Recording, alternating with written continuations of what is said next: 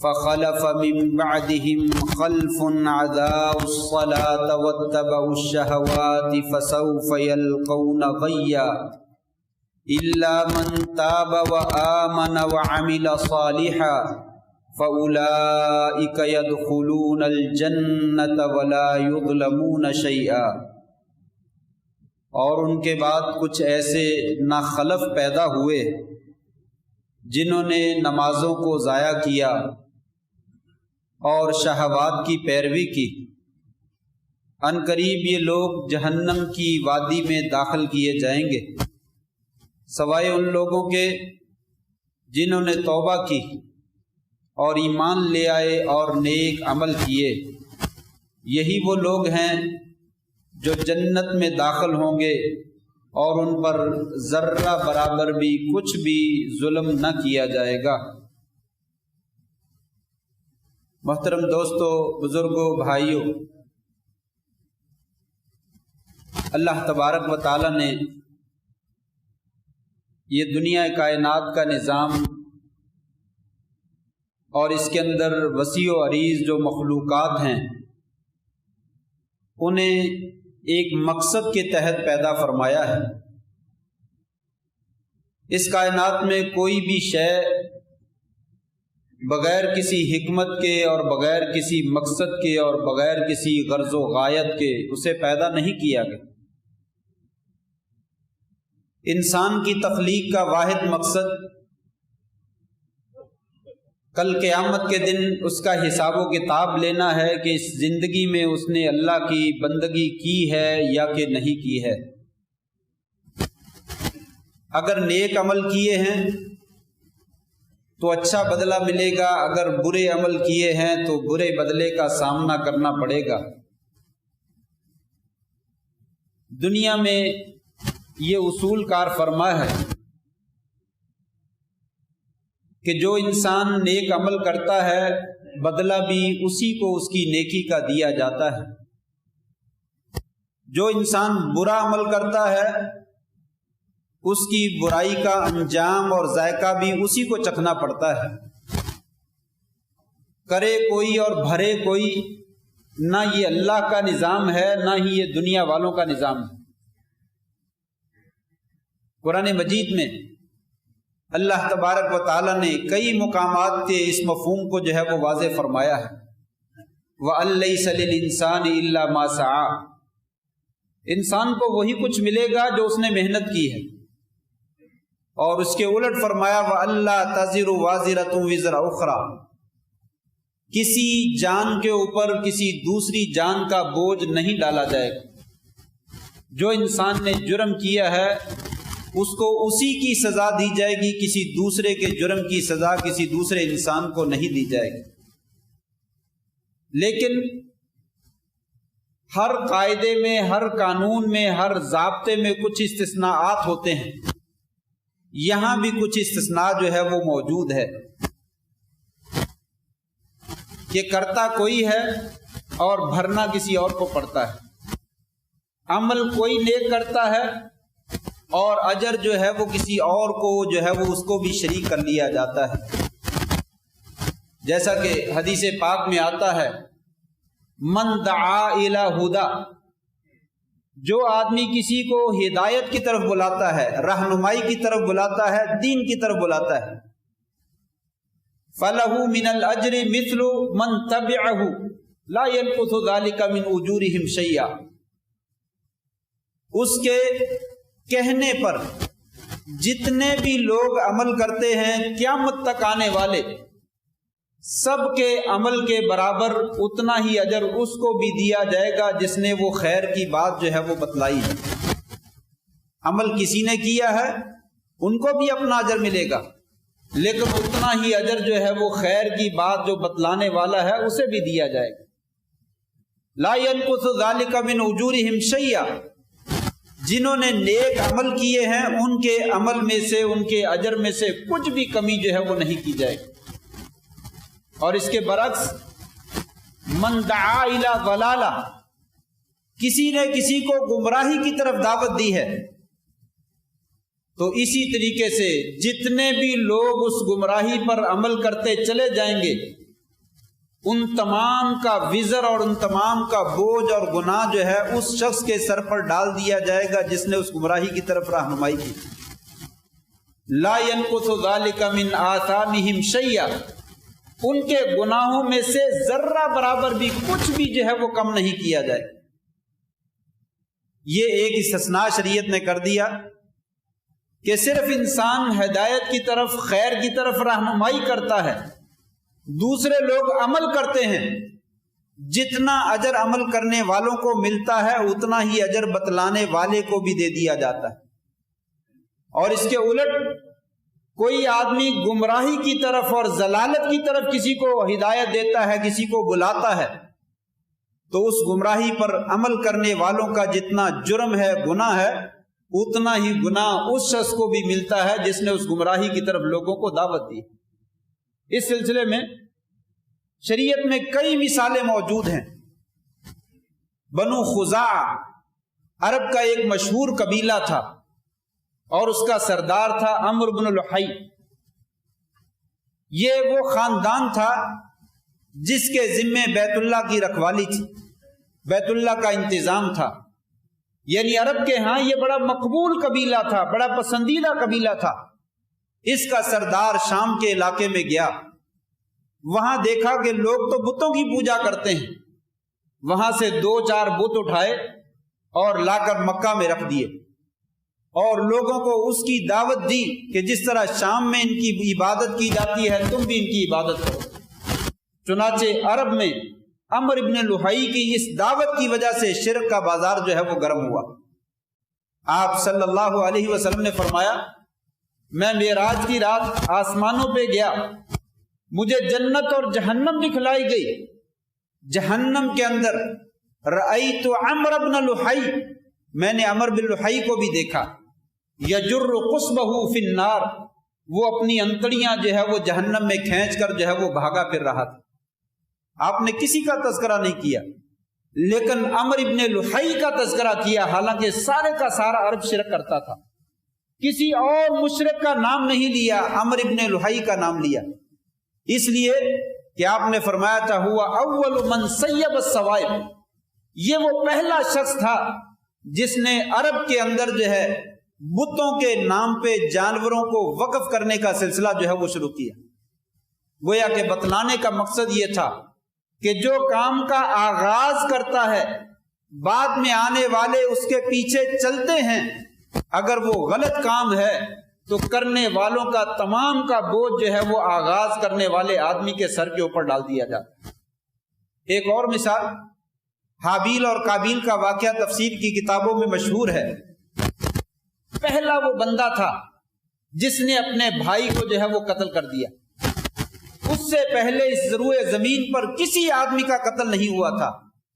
آپ صلی اللہ علیہ وسلم نے فرمایا قیامت تک ہونے والے جتنے قتل ہوں گے ہر قاتل کو اپنے اپنے جرم کے مطابق جو ہے وہ سزا دی جائے گی، گناہ دیا جائے گا، لیکن تمام قتلوں کا گناہ وہ پہلا شخص جو آدم کے بیٹوں میں سے کس نے کیا تھا اس کے سر پر ڈال دیا جائے گا. لِأَنَّهُ أَوَّلُ مَنْ سَنَّ الْقَتْلِ، اس لیے کہ وہ پہلا شخص ہے جس نے قتل کی سنت کو جو ہے اس کو جاری کیا، قتل کا طریقہ جو ہے وہ جاری کیا. یہ دو مثالیں بڑی واضح طور پر ہمیں بتلاتی ہیں کہ کام کا آغاز کرنے والا وہ ذمہ دار ہوتا ہے. اگر اچھا کام کرتا ہے تو بہت زیادہ اجر و ثواب ملتا ہے، اور اگر برا کام کرتا ہے تو بہت زیادہ گناہ بھی ملتا ہے اور بہت بڑی سزا بھی ملتی ہے، اور اللہ تبارک و تعالیٰ کے ہاں جہنم کا مستحق بن جاتا ہے. ان دونوں باتوں کی روشنی میں آج بڑی ترقی کا زمانہ ہے، بڑی ٹیکنالوجی کا زمانہ ہے، تیز ترین اور بڑی آسانی کے ساتھ انسان اپنا پیغام اچھا ہے یا برا ہے 1-2 لوگوں تک نہیں، ہزاروں، لاکھوں، کروڑوں اور اربوں لوگوں تک اپنا میسج جو ہے وہ پہنچا دیتا ہے. لہذا اس سلسلے میں انسان کو جو ہے وہ جائزہ لینا چاہیے کہ وہ کیا کر رہا ہے. کیا کہیں ایسا تو نہیں ہے کہ انسان مر چکا ہے اور مرنے کے بعد نامہ اعمال اس کے رجسٹر بند کر دیے گئے ہیں، لیکن کچھ برائیاں ایسی ہیں جو کنٹینیو ہنوز چل رہی ہیں اور اس کے رجسٹروں میں اور اس کے نامہ اعمال میں اسے شامل کیا جا رہا ہے، بلکہ بڑے بڑے پہاڑ برائیوں کے جمع کیے جا رہے ہیں اور وہ مرا ہوا ہے اور قبر میں موجود ہے، لیکن اس کے دفتر اور اس کے نامہ اعمال کے اندر ان برائیوں کو جو ہے وہ شامل کیا جا رہا ہے۔ اور وہ آج کی دنیا میں بہت ہی زیادہ ممکن ہے، پہلے زمانے میں بھی ممکن تھا، لیکن آج اس کے ذرائع اور اس کے اسباب اور اس کے وسائل بہت زیادہ ہیں۔ اس لیے انسان کو اپنی زندگی کا جائزہ لینا چاہیے، اپنے اعمال کا جائزہ لینا چاہیے کہ میرے نامہ اعمال میں کہیں ایسا تو نہیں ہے مرنے کے بعد بھی برائیوں کا سلسلہ جاری رہے گا۔ یہ وہ سیئات جاریہ ہیں، ان کو کہا جاتا ہے سیئات جاریہ، ایسی برائیاں جو ہنوز چل رہی ہیں۔ انسان مر گیا ہے لیکن برائیاں جو ہے وہ بند نہیں ہوئی، اور انسان گناہوں میں قیامت تک جو ہے وہ بڑھتا ہی چلا جائے گا، والعیاذ باللہ، اور اتنی برائیاں ہو جائیں گی کہ کل قیامت کے دن انسان سنبھال نہیں سکے گا اور جہنم کا ایندھن اور بالن جو ہے وہ بنا دیا جائے گا۔ آئیے ذرا دیکھتے ہیں آج کے دور میں وہ کون سی برائیاں ہیں جنہیں سیئات جاریہ جو ہے وہ کہا جا سکتا ہے۔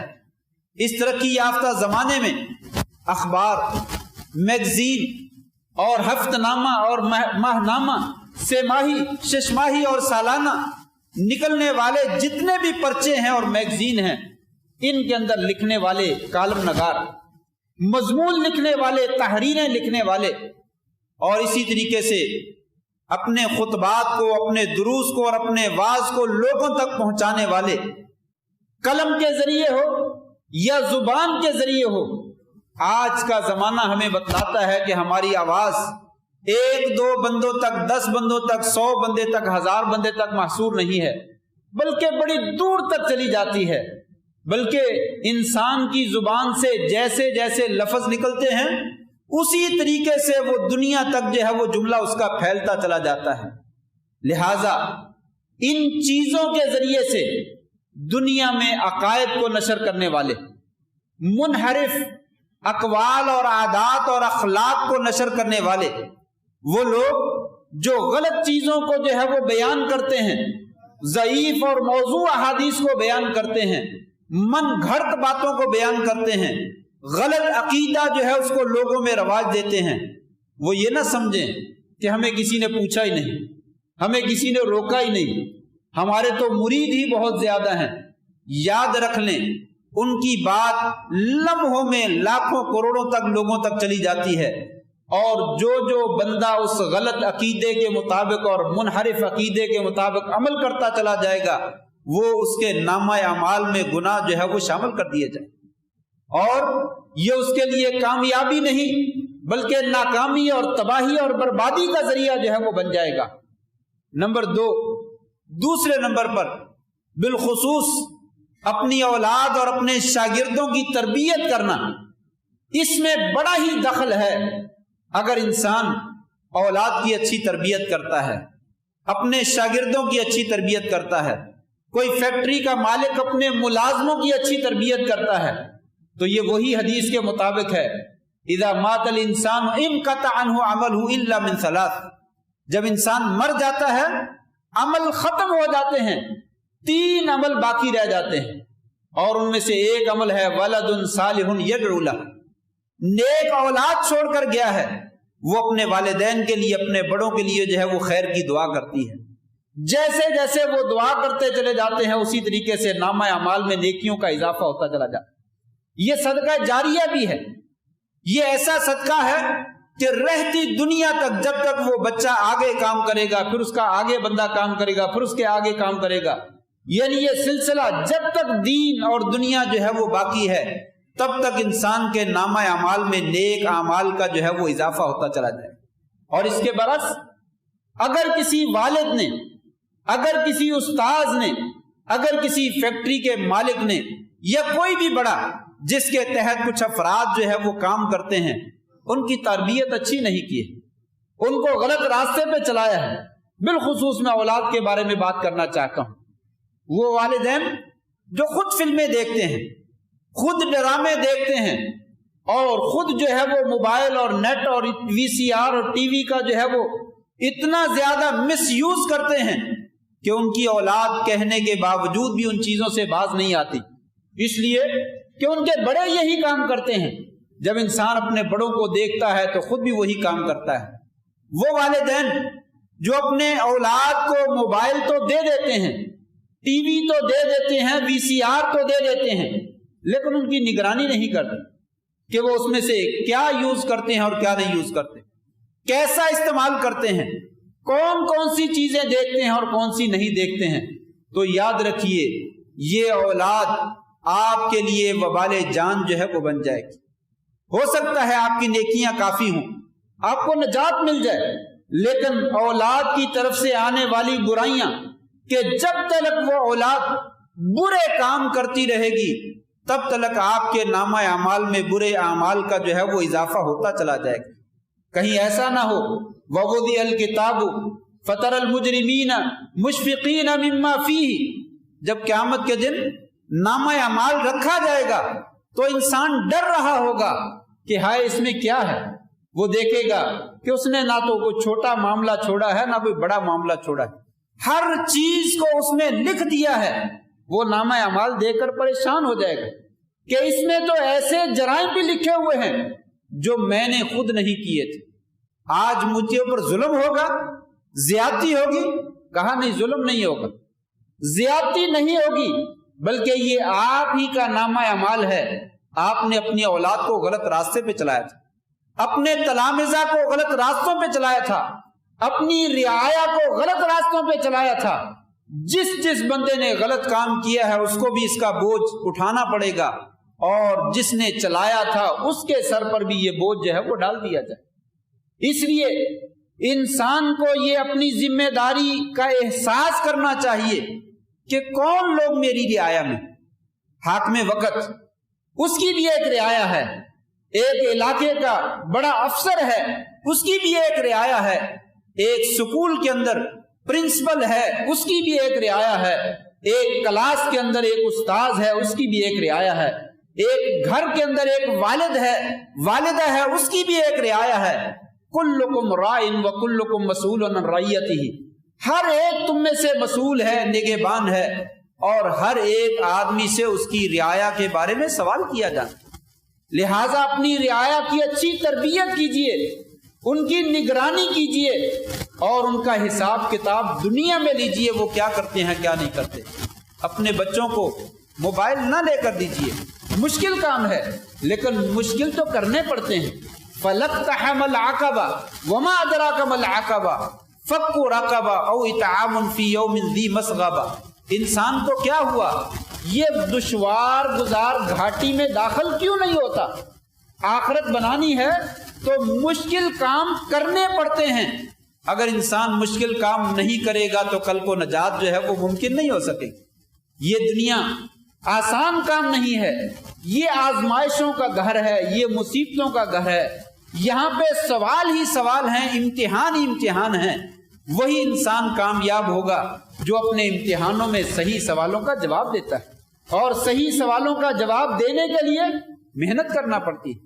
بغیر محنت کے کوئی بھی آدمی سوالوں کا صحیح جواب جو ہے وہ نہیں دے سکتا۔ اس لیے کہا یہ مشکل کام ہے، اولاد کی تربیت کرنا، اپنی رعایا کی تربیت کرنا، ان کا لحاظ رکھنا بڑا مشکل کام ہے، لیکن کامیابی اس مشکل کو ادا کرنے کے بعد ملے گی۔ اگر مشکل کو نہیں اٹھایا ہے تو یاد رکھیے یہ اولاد کا سارا بوجھ ان کے سر پر بھی ہوگا اور والدین کے سر کے اوپر بھی جو ہے وہ ڈالا جائے گا۔ تیسرے نمبر پر بات میسیجز کی ہے، اپنی ڈی پی لگانے کی ہے، اپنا سٹیٹس جو ہے وہ لگانے کی ہے۔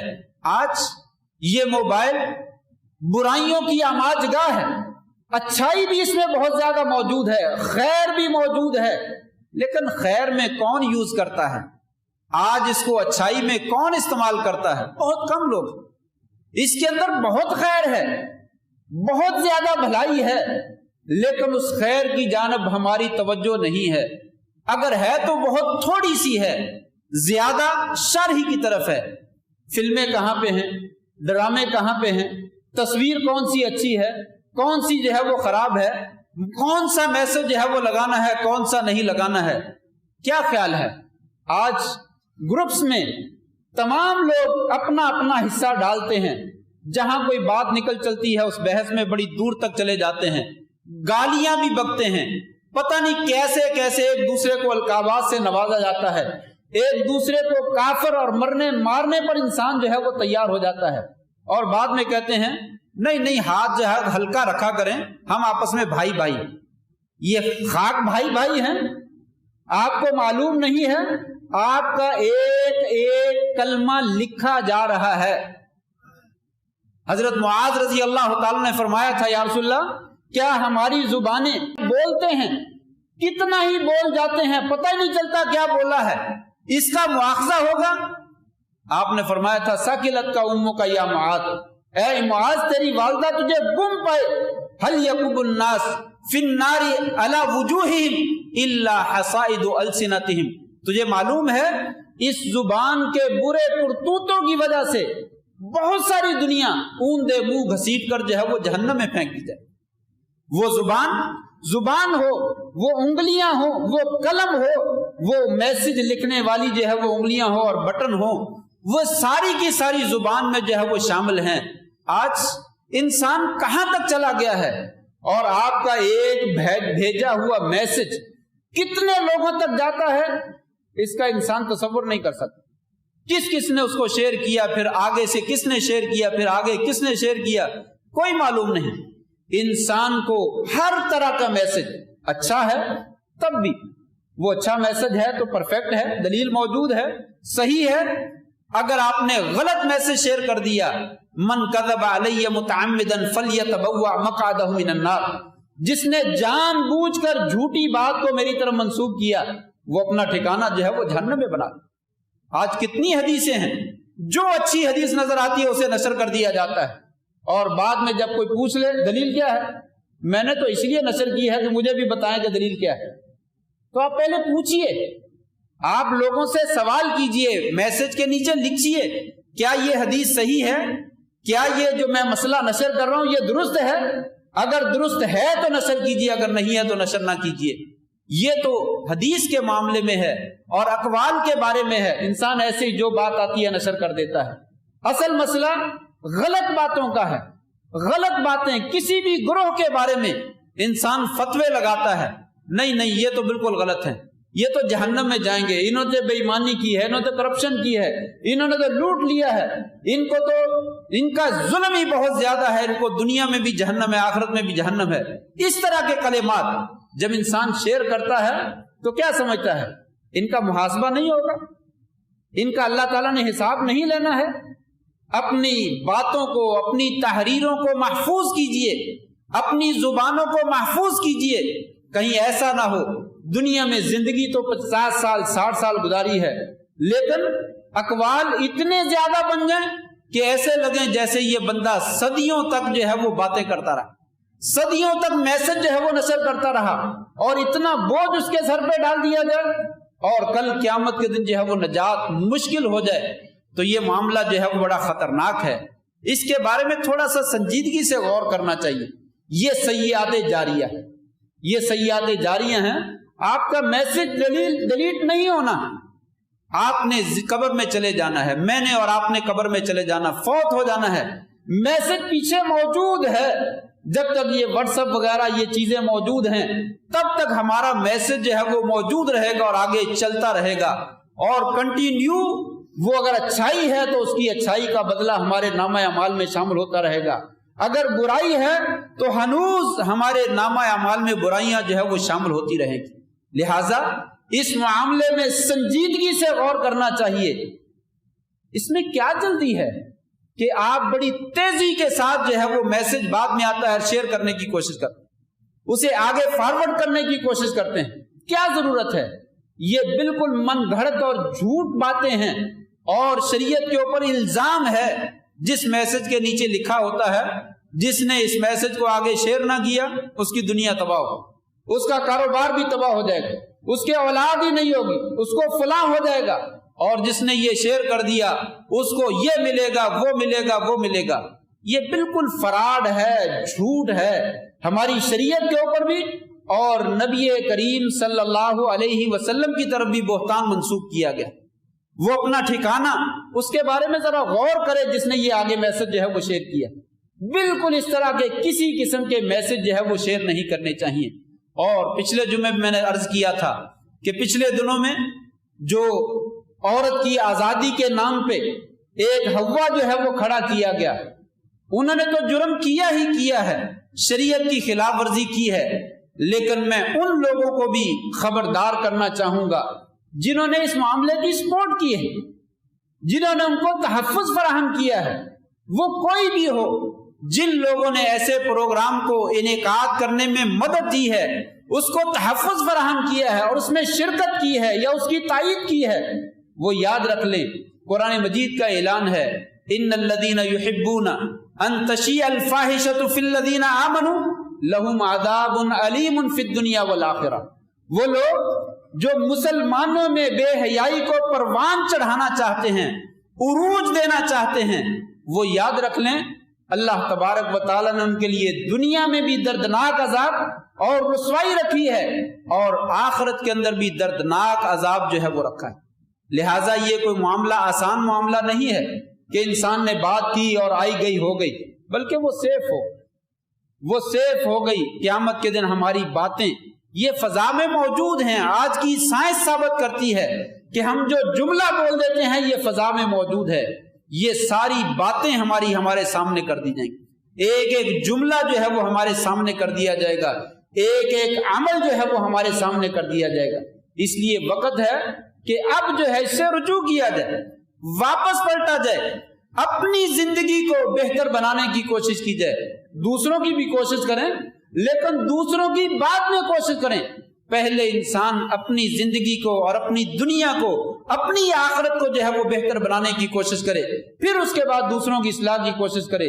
لیکن آج الامان والحفیظ، ہر بندہ ہی دوسرے کی اصلاح کی کوشش کرتا ہے، اپنی اصلاح کی کوئی کوشش نہیں کرتا۔ اس لیے پہلے انسان کو اپنے گھر میں جو ہے وہ صفائی کرنی چاہیے، پھر دوسروں کی طرف جو ہے وہ جانا چاہیے۔ اللہ تبارک و تعالیٰ جو ہے وہ ہمیں صحیح سمجھ نصیب فرمائے اور ہمیں ہدایت عطا فرمائے اور ہمیں صحیح سیدھے راستے پر چلنے کی توفیق دے۔ یہ جو فتنے کا زمانہ ہے اور فساد کا زمانہ ہے، اس زمانے میں جتنے بھی فتنے ہیں، فساد ہیں، برائیاں ہیں، آزمائشیں ہیں، اللہ تبارک و تعالیٰ ہمیں ان سے بچنے کی توفیق عطا فرمائے۔ وآخر دعوانا ان الحمد للہ رب العالمین۔